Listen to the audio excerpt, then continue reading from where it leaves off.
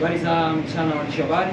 Kwa majina naitwa Noran Ali Mwasha, mtendaji mkuu wa vyuo vya Sita Institutes pamoja na Kilimanjaro Institute of Health, Dar es Salaam pamoja na Arusha. Taasisi zetu ni taasisi ambazo zinahusika na kutoa mafunzo katika kada za afya.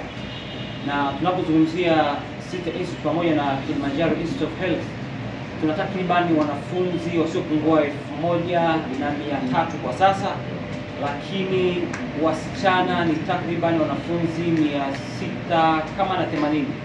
Unaweza ukaona ni jinsi gani katika taasisi zetu wasichana ni wengi. Katika hao wasichana, taasisi imejitahidi kusaidia wanafunzi ambao wanaosoma bure, ambao hawalipi chochote pale chuoni kwetu, zaidi ya wanafunzi 250. Zaidi ya hivyo pia kuna ambao wanapata partial scholarship. Yaani kuna ambao wamefadhiliwa full scholarship, lakini kuna ambao wamepewa sehemu ya udhamini ambao sio chini ya wanafunzi 100. Sasa imefika mahali taasisi ina hamu ya kusaidia, lakini inafika mahali ina shida, kwa sababu zaidi ya wanafunzi 300 wanafadhiliwa na taasisi. Yaani wao wamekuja wanasoma, wao wanakuja na mabegi yao, wanakuja chuoni kusoma.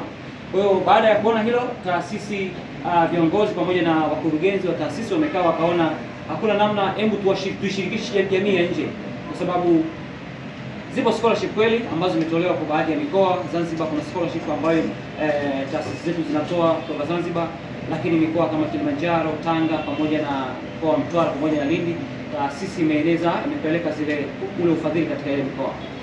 Bado haijatosha. Taasisi imeona kwamba kuna haja ya kufanya tukio kubwa ambalo pia litaufahamisha umma kwamba kuna jambo zuri linaendelea. Sisi ni mashahidi kwamba serikali imefanya jitihada kubwa. Mahospitali ni mengi yamejengwa, miundombinu ya mahospitali pamoja na afya imekuwa ikiimarika kila kukicha. Tunaona jitihada za serikali ambayo iko madarakani sasa hivi, serikali ya Mama Samia inavyojitahidi kwa ajili ya kuongeza na kuboresha huduma za afya, lakini tunaboresha, lakini ratio haiko sawa sawa. Tunahitaji kuongeza pia manpower kwa kiasi kikubwa. Ni mashahidi pia, mnafikiri mmeona kwenye baadhi ya kampeni wakiwa wanazungumza kwamba wataajiri zaidi ya madaktari 7,000 ndani ya siku 100 ambazo zinazofuata. Tafsiri yake ni kwamba lazima na sisi taasisi na mashirika ambayo yanahusika na kutoa huduma za training, mafunzo katika huduma za afya tuweze kuongeza jitihada kubwa. Maana yake ni kwamba tunaomba sana tarehe 25 mwezi Oktoba, tushirikiane, taasisi binafsi, mabenki, taasisi za umma, wizara mbalimbali, lakini wale joggers, jogging clubs na watu wote ambao wana nia njema ya kuisaidia jamii, tushiriki kwa kuchangia sehemu hiyo ya shilingi 30,000 kuwezesha wanafunzi hao 100 wa kike kuweza kupata ufadhili wa kusoma ili kuweza kufikia ndoto zao. Lakini niombe pia Loan Board, taasisi ambayo inahusika na kutoa mikopo, inatoa mikopo kwa baadhi ya kada ambazo ziko katika vyuo, isipokuwa kuna baadhi ya kada bado hazijaweza kusaidiwa au wanafunzi wanaosoma kada hizo hawafadhiliwi. Tuombe Loan Board ya Tanzania, bodi ya mikopo ya Tanzania pia kuongeza mikopo, basi kama hawataweza kufadhili wote katika zile kada, hasa kozi ya clinical medicine pamoja na pharmacy, basi wasaidie basi hata upande wa kina mama ili waweze kupata mikopo na waweze kusoma. Niwashukuru sana waandishi wa habari, lakini niwashukuru wote ambao wameweza kulifikisha hili jambo. Tuko pamoja na tutaendelea kushirikiana na serikali, tutaendelea kushirikiana na mashirika ya umma, tutaendelea kushirikiana na kila mwenye nia njema kuisaidia na kuwasaidia Watanzania, lakini haswa upande wa kina mama ili kuweza kufikia malengo yao. Mwanamama sio lazima akatibu hospitalini. Kukaa nyumbani na kutengeneza mazingira sahihi ya kiafya katika nyumba yake ndio tunaita inaongeza life span ya watu kuishi. Afya inaanzia nyumbani. Mpaka tunakwenda hospitalini, maana yake ni kwamba nyumbani tumeshafeli kuitengeneza afya yetu. Yaani kuna taratibu za kiafya tumezikosea nyumbani, ndio maana watu wanakwenda hospitalini. Wanaume hatuna muda wa kukaa nyumbani kutengeneza familia. Sisi tunajua, tunafahamu waandishi wa habari. Anayekaa nyumbani na kutengeneza familia ni mwanamama. Kwa hiyo lazima tumwandae mwanamama kuanzia nyumbani mpaka wapi? Mpaka katika mazingira yote ambapo atakapokuwa anaishi.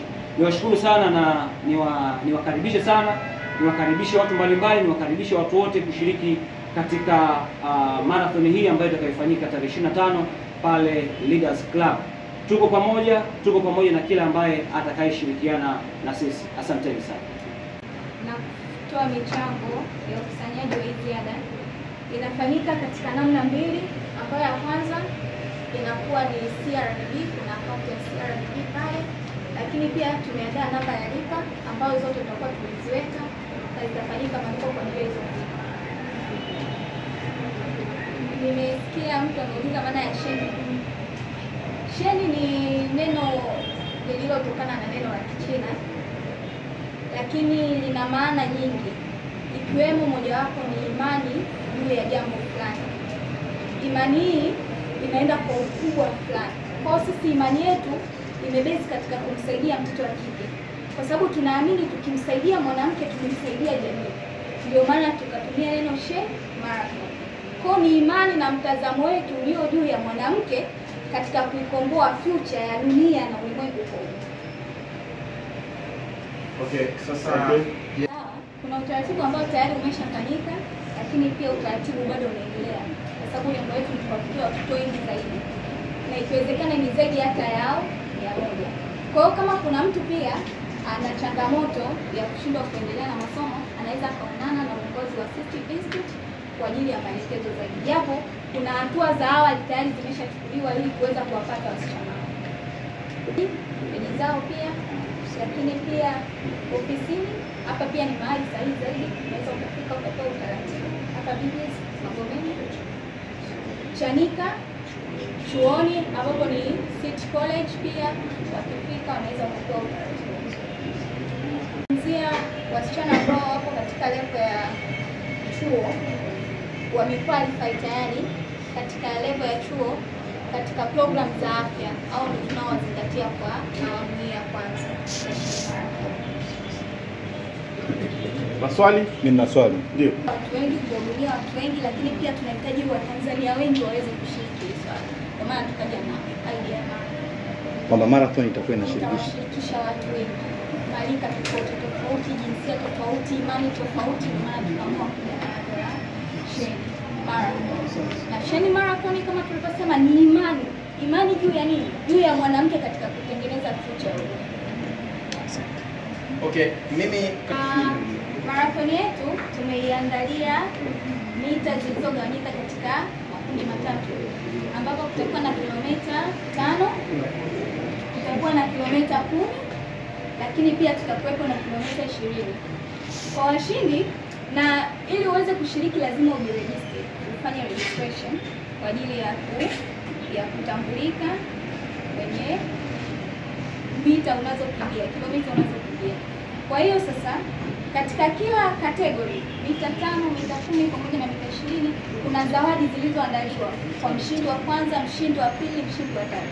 Lakini pia kwa washiriki wote tumeandaa medali za kuwapatia katika marathon. Asante.